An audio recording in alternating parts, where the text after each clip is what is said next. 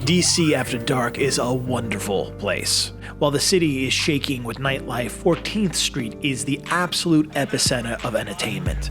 Taking in live comedy at the Source Theater or getting your bro and bratwurst on in Franklin Hall, you could find it right here in one place. Our first stop was this clandestine unmarked door, which after a knock and a pause in a stairwell will gain you entry to the Gibson, where the eclectic mix of people and absolutely masterful bartenders will start your night off on a very high note with a very green drink.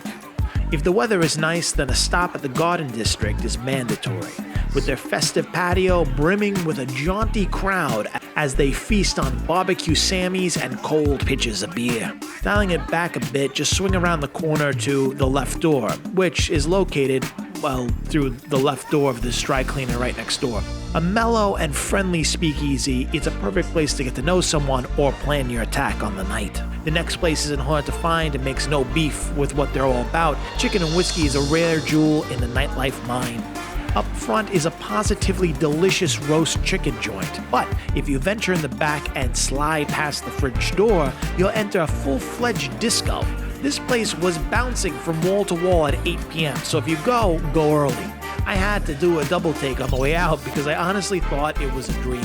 Next, we pit stopped at Jane, which offers not just an amazing craft cocktail scene, but savory snacks to keep you rockin'. Giving our livers just a breath of air, we popped into DC's legendary Miss Pixie, which is open late.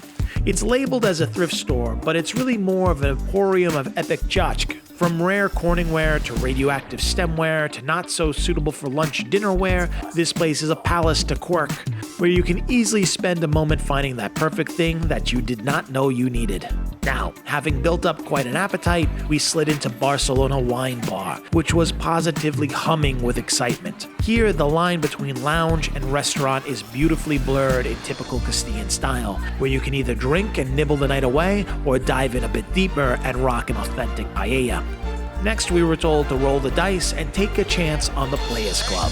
Why? Because members built the Players Club. They told us what they wanted, and Players Club listened. And boy, did they, Telly Savalas, delivering on a subterranean pleasure palace that lets your nostalgia run wild. If you can't have a good time here, you might have a problem. Now that Jackie was devoid of inhibition, I told her to go down this dark stairwell in the alley and knock on a door. What would seem like a murder scene turned out to be maybe the best speakeasy yet, simply called The Mirror. There's no cameras allowed inside, so you best go see for yourself. Last, to put a nail in a night's coffin, we washed up on the shore of Saks, which you don't need directions to, you just need to follow the faint thumping sound that permeates the city. Inside Saks, you are transported to a divinely confused mix of St. Petersburg and Cabo San Lucas, where the dance floor is full of convulsing revelers fueled by sparkler-topped drinks. To be honest, I'm not entirely sure I would recall anything past the Gibson, if not from my camera and a few lovely souvenirs. Thanks, DC. You're the best time I don't remember having.